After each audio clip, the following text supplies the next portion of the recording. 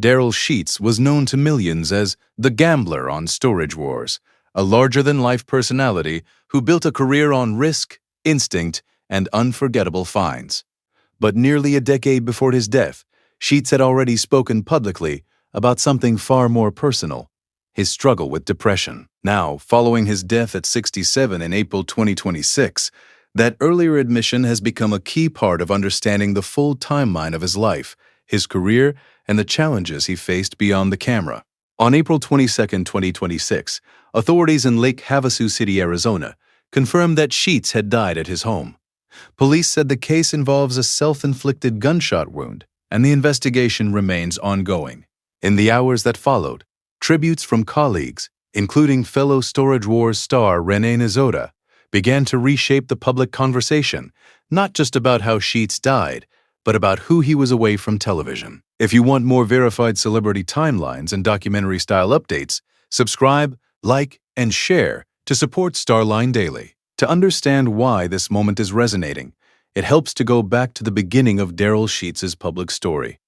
Before reality television, Sheets built his reputation as a professional storage auction buyer. That experience eventually led him to Storage Wars, which premiered on A&E in 2010 and quickly became a major hit. From the start, Sheets stood out. He was older than many of the other bidders, more experienced, and often willing to take big risks. That approach earned him the nickname The Gambler, and it paid off in some of the show's most memorable moments. One of the biggest came when he reportedly purchased a storage locker that contained artwork attributed to Pablo Picasso, one of several headline-making finds that helped define the early years of the series. Over time, Sheets became one of the central figures on Storage Wars, appearing alongside his son, Brandon Sheets. Their dynamic, part family business, part competitive partnership, added another layer to the show's appeal. For viewers, Darrell was not just a bidder. He was part of a larger story about family, risk, and reinvention. But as his television career grew, so did the pressures that came with it. By the mid-2010s, Sheets was already beginning to speak more openly about the realities behind the scenes. Around 2016, nearly 10 years before his death, Sheets publicly acknowledged that he had been dealing with depression. He described how the ups and downs of life, combined with the intensity of the business and public attention, had taken a toll on him. At the time, his comments did not generate the same level of attention they are receiving now, but they now form an important part of the overall timeline. That period also marked a shift in his career. While Storage Wars continued, the show went through cast changes, contract disputes, and evolving storylines. Like many reality TV stars, Sheets experienced both the benefits and the instability that come with long-running television success. Then came another major turning point. In 2019, Sheets shared a serious health update with fans. He revealed that he had suffered a mild heart attack and had been diagnosed with congestive heart failure. He said he had been dealing with symptoms for months before seeking treatment and that he was preparing for surgery. That moment added a new layer to his public story. It was no longer just about auctions and television. It was about long-term health, recovery, and the reality of aging in a career that had once been defined by energy and risk-taking. In the years that followed, Sheets gradually stepped away from the spotlight. Reports indicate that he left Storage Wars around 2023, closing a major chapter of his career. He later focused on a quieter life in Arizona, including opening an antique shop called Havasu Show Me Your Junk, where he continued working in the world he knew best, but at a different pace. For many fans, this period felt like a retirement phase, a transition from national television to a more local, personal business. But even as his public appearances became less frequent, his earlier comments about mental health remained part of his story. That is why the latest update has led to renewed attention not only on his death, but on the broader timeline of his life. Following the April 2026 announcement, authorities confirmed the basic facts of the case, while emphasizing that the investigation is ongoing.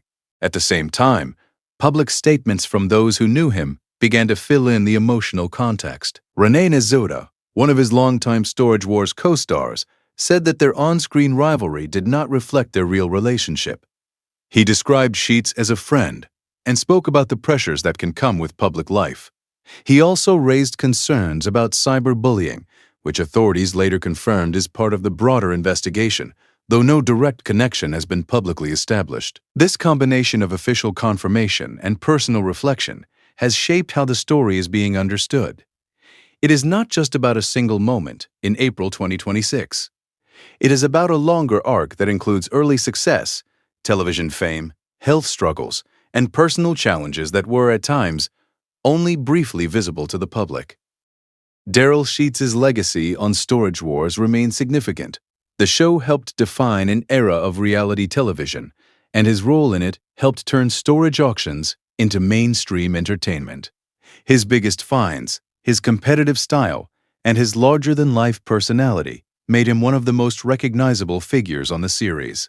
But the fuller story now includes the parts that were less visible: the health update in 2019, the earlier admission of depression, and the gradual step back from television in the years that followed. As of now, the clearest public update is that Darrell Sheets has died at 67, with an active investigation still underway. What remains is the broader conversation his story has reopened about mental health, public life, and the gap between how people are seen on screen and what they may be experiencing privately.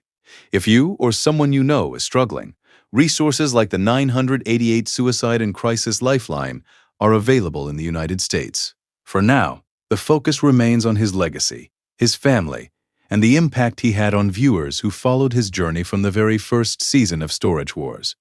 Thank you for watching, and thank you for supporting Starline Daily. What's up, guys? This is not an easy video to shoot. Unfortunately, Darrell Sheets took his own life, so he passed away. I know a lot of you guys think we hated each other because we competed a lot on the show. And, you know, we had our moments, we had our run-ins, but that's because we were both competitors, right? We were both competitors. We're the biggest threat out there. So deep down, me and Daryl were friends. We talked every now and then. He's a very hard worker that cared more than anyone I've probably ever met about their family, about his son, about Zoe, pretty much people in his life, right? So rest in peace, Darrell Sheets. Also, I know Daryl would want something positive out of this. So he had a guy like really tormenting him lately on cyberbullying. Guys, just because you watch us on television doesn't mean you know us. It doesn't mean you know what we're about.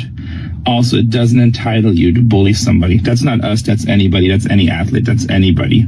You shouldn't cyberbully at all. As a matter of fact, if you have somebody in your life that thinks it's funny to cyberbully other people, may that be a celebrity athlete or a little girl at school or a schoolmate, slap him in the back of the head. Make him become a better human being, because you never know what demons somebody faces and what they go through and what you might push them through. And I also highly encourage law enforcement. Daryl has been posting a lot about the guy that's been cyberbullying him and tormenting him. And I really hope they look into that guy and it's just not a pass, because it's just not right, guys. Be better.